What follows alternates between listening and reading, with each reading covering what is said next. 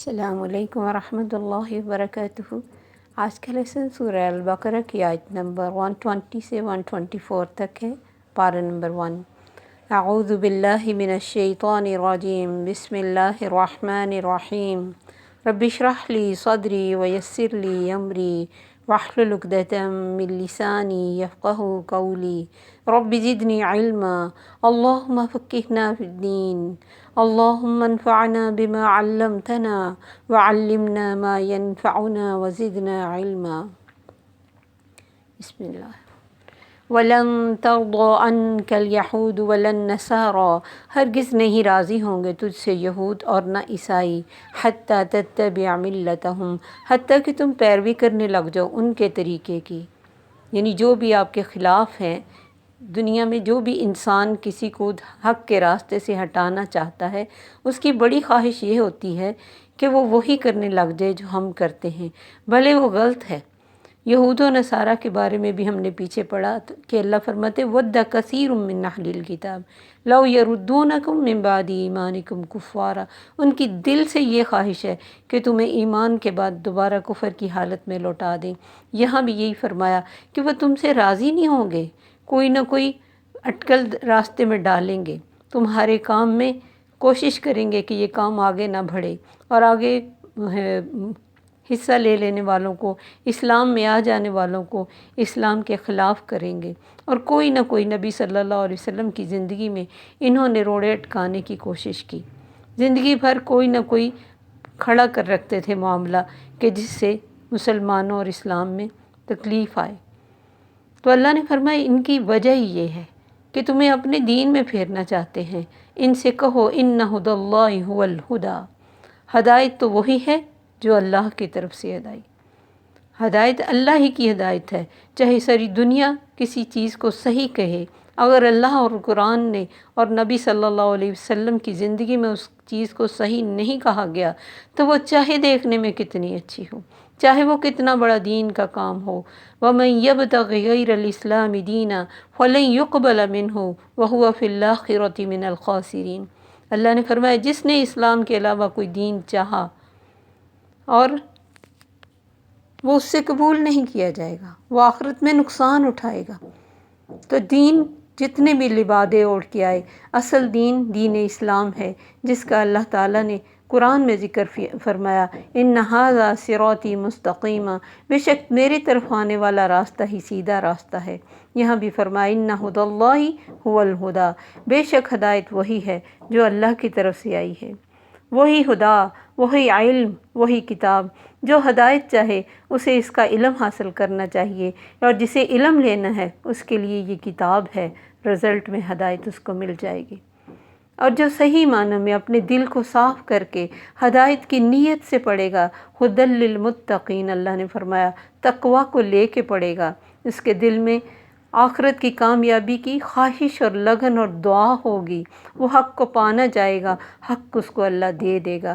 وَلَئِنِ اتَّبَعْتَ أَهْوَاءَهُمْ، اور میرے نبی اگر تم نے ان کی خواہشات کی پیروی کی، بَعْدَ الَّذِي جَاءَكَ مِنَ الْعِلْمِ، اس کے بعد کہ تیرے پاس علم آ گیا، مَا لَكَ مِنَ اللَّهِ مِن وَلِيٍّ وَلَا نَصِيرٍ، تمہارے لیے بھی اللہ سے کوئی دوست اور کوئی مددگار نہیں ہوگا۔ اگر ہم علم کسی اور کو سمجھیں، اہمیت کسی اور علم کو دیں، اور راستہ کوئی اور اختیار کریں، اگر اللہ اپنے نبی سے یہ کہہ رہے ہیں کہ ان کے خواہشات کے پیچھے نہ لگنا، ان کے فٹ سٹیپ کو فالو نہ کرنا، کیونکہ وہ بھٹکے ہوئے لوگ ہیں، اور اللہ کے نبی تو کبھی سوچ بھی نہیں سکتے تھے۔ اللہ تعالیٰ نے ہمیں بتایا کہ میں اپنے نبی کو بھی یہ کہہ رہا ہوں جو مجھے دنیا کی ساری کائنات سے بہترین انسان ہے میرے لیے، جس سے میری محبت سب سے بڑھ کر ہے، اس کو بھی میں نے کہہ دیا کہ اگر تو ان کے پیچھے لگا، علم آنے کے بعد، پتہ لگ جانے کے بعد، تیرے لیے بھی اللہ سے کوئی دوست اور مددگار نہیں ہوگا۔ تو ہم کیا چیز ہیں؟ دنیا کے تمام علوم سے بڑھ کر یہ علم، اور اسی کا نام علم ہے، اسی کا نام جان لینا ہے۔ اس کے بغیر انسان کی زندگی اندھوں کی زندگی ہے۔ جس نے حق نہیں دیکھا، اس نے چاہے ڈھیر بکس کا اور ڈگریز کا اٹھا لیا، وہ تو اندھا ہے اللہ کی نظر میں۔ الذین آتیناہم الکتاب یتلونہ حق تلاوتہ، جن کو ہم نے کتاب دی وہ اس کو پڑھتے ہیں جیسے اس کے پڑھنے کا حق ہے، اس کا لہجہ بھی ویسے بنانے کی کوشش کرتے ہیں، اس کے رولز کا بھی دھیان رکھتے ہیں، اس کی تلاوت کو بھی ترتیل سے کرتے ہیں، اس میں غور و فکر بھی کرتے ہیں، اور پھر کن کن حالات میں کس طرح نازل ہوئی اور پھر اس کو بھی دیکھتے ہیں، اس طرح کی دوسری آیات پہ بھی غور کرتے ہیں، قرآن کی تفسیر قرآن سے، پھر قرآن کی تفسیر حدیث سے کرنے کی کوشش کرتے ہیں، اور حق کو پانے کے لیے اللہ کے آگے دن رات دعائیں کرتے ہیں۔ اور اب نبی صلی اللہ علیہ وسلم نے فرمایا، جیسے کہ میں پیچھے بتا چکی، کہ قرآن کے ہم پر 5 حقوق ہیں۔ سب سے پہلے ہم اس پر ایمان لائیں، پھر اس کو پڑھیں، پھر اس کو سمجھیں، اس پہ عمل کریں، اسے آگے پہنچائیں۔ ان میں سے کوئی حق بھی اگر ہم ادا نہیں کرتے، سمجھیں ہم نے اپنی زندگی کا حق ادا نہیں کیا، کیونکہ حق کسی کی خوشنودی کا نام نہیں، کسی کو راضی کرنے کا نام نہیں، اور کسی کے کو مرعوب کرنے کا نام نہیں، نہ ہی یہ صرف کوالیفیکیشن ہے، یہ ایک فرض ہے، یہ فالتو نہیں ہے، نہ یہ فارغ لوگوں کا کام ہے، بلکہ ایک فرض ہے جسے سب کو کرنا ہے۔ اگر ہم نے اس کا حق ادا نہیں کیا تو میری زندگی سے میرا انصاف نہیں ہے۔ یہ ایماندار ہونے کی شرط ہے کہ اللہ کی طرف سے جو حق ہم پر یہ قرآن کے ذریعے ہوئے ہیں تو ہم اس کو ادا کریں، وہی مومن ہے۔ اسے صحیح معنوں میں پڑھنا ہے۔ کتنے لوگ حفظ کرتے ہیں، ان کے پڑھنے کے الفاظ کی سمجھ نہیں آتی، لفظ بگڑے ہوتے ہیں، لیکن حفظ کرتے ہیں جیسے کوئی گاڑی چلا دی ہو اور اس کے نیچے جو مرضی آتا جائے، جس مرضی لفظ کو کچل کے رکھ دیں، جس مرضی لفظ کی سمجھ نہ آئے، بس ہم نے حفظ کیا اور ہم اس کو سنا رہے۔ یہ تلاوت نہیں ہے، یہ حق ادا کرنا نہیں ہے، یہ گلے سے اتارنا ہے، یہ صرف ایک بوجھ سر پہ اٹھا لینا ہے۔ لیکن جنہوں نے اس کو سمجھ کے اس کے لیے قواعد اور تجوید کا دھیان کرتے ہوئے اور اس کی حق ادا کرتے ہوئے اپنی طرف سے پوری کوشش کی، وہی لوگ اللہ فرماتے اس پر ایمان رکھتے ہیں۔ اللہ یہ نہیں دیکھے گا کوئی کہاں سے آیا ہے، کس گروہ سے تعلق رکھتا ہے۔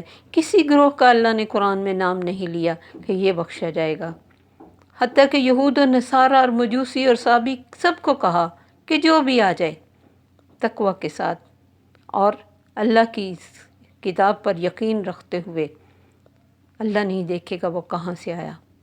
یہ گروہ بندی دنیا میں اہمیت رکھتی ہے کہ انسان اپنے گروہ کی خاطر بڑے حق چھوڑتا رہتا ہے کہ نہیں یہ میرے گروہ کے لیے صحیح نہیں۔ اللہ ان چیزوں کو نہیں دیکھے گا۔ اس نے ہمارا نام مسلمین رکھا ہے، وَسَمَّاكُمُ الْمُسْلِمِينَ۔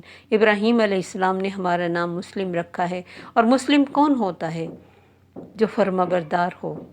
اس اونٹ کو کہتے ہیں جس کی نکیل پکڑ کے جہاں بھی لے جانا چاہو وہ چلا جائے، وہ کوئی ہیزیٹیشن نہ کرے۔ جیسے ابراہیم علیہ السلام نے کسی بات میں کہیں بھی یہ نہیں کہا کہ یا اللہ یہ کیوں۔ وَمَن يَكْفُرْ بِهِ فَأُولَٰئِكَ هُمُ الْخَاسِرُونَ۔ جو بھی ان حقوق کا انکار کرے گا، اللہ کی طرف سے آئی ہوئی ہدایت کو نہیں مانے گا، یہ نقصان اٹھائیں گے، خسارہ پائیں گے، اور یہی سب سے بڑا لاس ہے۔ دنیا کے تمام لاس وقتی ہیں، ہر لاس کے بعد کچھ ٹائم کے بعد انسان کے لیے بہتری کا راستہ نکل آتا ہے۔ فَإِنَّ مَعَ الْعُسْرِ يُسْرًا۔ اللہ نے فرما دیا تنگی کے ساتھ آسانی ہے، لیکن وہ تنگی جو دنیا میں بے عملی کے ساتھ آخرت میں لے لی وہ کبھی ختم نہیں ہوگی۔ وہ نقصان ہمیشہ کا نقصان ہے، وہ فلاح ہمیشہ کی فلاح ہے، وہ کامیابی ہمیشہ کی کامیابی ہے۔ دنیا کی کوئی کامیابی اس کا مقابلہ نہیں کر سکتی۔ یا بنی اسرائیل اذکروا نعمتی اللتی، پھر فرمایا ہے بس ان اسرائیل کے بچوں یاد کرو میری نعمتیں جو میں نے تم پر انعام کی ہیں، اور میں نے تمہیں جہان والوں پر فضیلت دی تھی۔ وَاتَّقُوا يَوْمًا لَا تَجْزِي نَفْسٌ عَن نَفْسٍ شَيْئًا۔ اس دن سے ڈر جاؤ جس دن کوئی کسی کے کام نہیں آئے گا۔ وَلَا يُقْبَلُ مِنْهَا عَدْلٌ، نہ ہی بدلے میں کوئی چیز قبول کی جائے گی۔ وَلَا تَنْفَعُهَا شَفَاعَةٌ، نہ کسی کی سفارش فائدہ دے گی۔ وَلَا هُمْ يُنصَرُونَ، نہ ان کی مدد کیے جائیں گے وہ۔ یہ تینوں چیزیں انسان کی زندگی میں کام آ جاتی، کوئی انسان کسی انسان کے مشکل ٹائم پہ کام آ جاتا ہے، یا پھر بدلے میں کوئی پیسہ دے دیا جاتا ہے، کوئی اور چیز دی جاتی جس کو رشوت بھی کہتے، یا پھر کسی کی سفارش کام آ جاتی ہے۔ یہ تینوں چیزیں وہاں اللہ کے حکم کے بغیر کوئی چیز کسی کے کوئی یوم یفر المرء من اخیہ، بھاگے گا اس دن انسان اپنے بھائی سے، اپنی بیوی سے، اپنے بیٹے سے، اپنے ماں باپ سے، سب کو دینا چاہے گا۔ ومن فی الارض جمیعا ثم ینجی، کہے گا زمین کا سب کچھ لے لو، نجات دے دو اس آگ سے، لیکن ولا یقبل منها عدل، کسی کو بدلے میں نہیں لیا جائے گا، کوئی سفارش فائدہ نہ دے گی۔ من یشفع عندہ الا باذنہ، کون ہے جو سفارش کر سکے اس کے پاس مگر اس کے حکم سے۔ وَكَم مِّن مَلَكٍ فِي السَّمَاوَاتِ لا تغنی شفاعتهم شیئا الا من بعد ان یأذن اللہ لمن یشاء ویرضی، کتنے فرشتے ہیں آسمان میں، کسی کی سفارش قبول نہیں کی جا سکتی ہاں جس کے لیے اللہ اجازت دے، جس کے لیے وہ پسند کرے۔ اور اس کا ایک قانون ہے، وہ اپنے قانون کے مطابق پسند کرے گا، ورنہ انبیاء کی اپنے بچوں کے حق میں، اپنے ماں باپ کے حق میں، اپنی بیویوں کے حق میں قبول کرتا تو ہمیں محسوس ہوتا کہ واقعی اس کے قانون میں کچھ ڈھیلا ہے، اس کے قانون میں کوئی فلیکسیبلٹی ہے، لیکن نہیں، اس نے ہمیں بتا دیا کہ میری نظر میں چاہے کوئی کتنا عزیز رشتہ دار یا کتنا پیارا ہو، اگر وہ عمل نیک نہیں کرتا، کیسے نوح علیہ السلام نے کہا یا اللہ ان ابنی من اہلی، میرا بیٹا میرے اہل سے تھا، اللہ نے فرمایا نہیں تھا وہ تیرے اہل سے، انہ عمل غیر صالح، اس کی عمل نیک نہیں تھے۔ ہم نے کس امید پہ اپنا پہاڑ کھڑا کر رکھا ہے؟ کہیں سے مدد بھی نہیں آئے گی، روئیں چلائیں رو رو کے چہرے پہ نالیاں بن جائیں گی، لیکن کوئی مدد کو نہیں آئے گا۔ وَإِذِ ابْتَلَىٰ إِبْرَاهِيمَ رَبُّهُ بِكَلِمَاتٍ، اور جب آزمایا ابراہیم علیہ السلام کو اس کے رب نے کچھ کلمات سے، بات قول بھی ہوتی ہے، عمل بھی ہوتی ہے۔ وہ کلمات کیا تھے؟ کچھ کام تھے، کچھ آزمائشیں تھیں جو اللہ نے ان پہ ڈالی تھی۔ سب سے پہلے یہ بڑی آزمائش تھی کہ جس دور میں آئے لوگوں کو دین کا پتہ ہی نہیں تھا، اللہ کا پتہ نہیں تھا، باپ بت فروش تھا، باپ بت پرست تھا، تو اللہ تعالیٰ نے سب سے پہلی آزمائش یہ ڈالی۔ پھر رب کو ڈھونڈا کائنات میں، پھر پا لیا، کہا وہی تو ہے جو کائنات چلا رہا ہے، جو کہیں غائب نہیں ہوتا، جو بیماری میں شفا دیتا ہے، جو بھوکے کو کھانا کھلاتا ہے، جو میری سنتا ہے، اس رب کو پایا۔ پھر باپ کو کہا کہ چھوڑ دو یہ چیزیں، باپ نے کہا تو نکل جا، چھوڑ دیا اپنے پیاروں کو، اپنے گھر کو، اپنے ماں باپ کو۔ پھر جب حق کے اوپر کھڑے ہوئے اور لوگوں کے سامنے آ کے حق بتانے کی کوشش کی، ان کے بتوں کو توڑ کے دکھایا کہ یہ بت کسی فائدے اور نقصان کے مالک نہیں ہے، انہوں نے آگ میں پھینکا، خاموشی سے اللہ کی خاطر آگ میں کود گئے۔ بے شک اللہ نے ٹھنڈی کر دی، پہلے تو نہیں پتہ تھا، پوری اپنے محبت کے ساتھ گئے، خلوص کے ساتھ گئے۔ پھر اللہ نے بڑھاپے میں اولاد دی، کہا چھوڑ آؤ اس کو اکیلے میرے گھر کے پاس، چھوڑ آئے۔ پھر جب وہ تھوڑا بچہ بڑا ہوا، اس کو ذبح کرنے کا آرڈر دیا، کرنے پہ تیار ہو گئے، کوئی ہیزیٹیشن نہیں، کوئی چوں چراں نہیں، کوئی کیل کال نہیں۔ ایسا ہی دین اللہ ہم سب سے چاہتے ہیں۔ جب تمام امتحانوں میں پورے اترے، فرمایا میں تجھے امام بنانے والا ہوں لوگوں کے لیے، پیشوا۔ اللہ تعالیٰ نے اپنا گھر ان سے بنوایا، جس پتھر پہ کھڑے ہو کے انہوں نے گھر بنایا، اللہ نے اس پتھر کو ہمیشہ کے لیے چن لیا کہ اس کے پاس نفل ادا کرو۔ 4000 سال پہلے کی بات ہے، نبی صلی اللہ علیہ وسلم کی دعا کی، اللہ تعالیٰ نے 2500 سال بعد اس دعا کو پورا کیا۔ آپ فرمایا کرتے تھے میں اپنے باپ ابراہیم کی دعا، عیسیٰ علیہ السلام کی بشارت اور اپنی ماں کا خواب ہوں۔ اللہ تعالیٰ کس طرح قبول کرتے ہیں، قدموں کے نشانات کو بھی چن لیتے ہیں۔ جب اللہ نے امام بنانے کے لیے کہ لوگ گائیڈ کرو گے، تم لوگوں کو پیشوا بنو گے، تو فوراً سے کہا قال ومن ذریتی، یا اللہ میری اولاد میں سے بھی۔ فرمایا لا ینال عہد الظالمین، میرا وعدہ ظالموں تک نہیں پہنچے گا، جو تمہاری اولاد میں سے ظلم کرے گا، شرک کرے گا، اس تک میرا کوئی وعدہ نہیں۔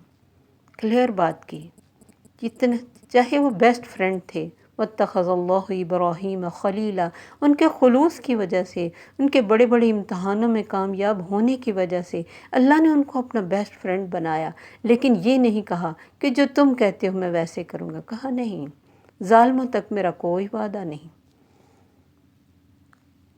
کلیئر بات کی، اسٹریٹ فارورڈ، اللہ کسی بھی طرح کا کوئی فرق بات میں نہیں آنے دیتے، اللہ کے پاس بات بدلہ نہیں کرتی، وہ بہترین کلام کرنے والا، وہ بہترین بات کو ہم پر بھیجنے والا، ہم اس کو سمجھ ہی نہ پائے۔ لیکن ابراہیم علیہ السلام کیوں چنے گئے؟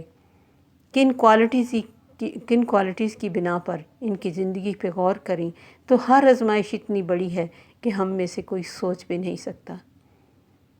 اللہ تعالی ہمیں کسی بھی بڑی آزمائش سے بچائے، اللہ اپنی رحمتوں کے سائے میں رکھے اور ہمیں خالص دین عطا کرے۔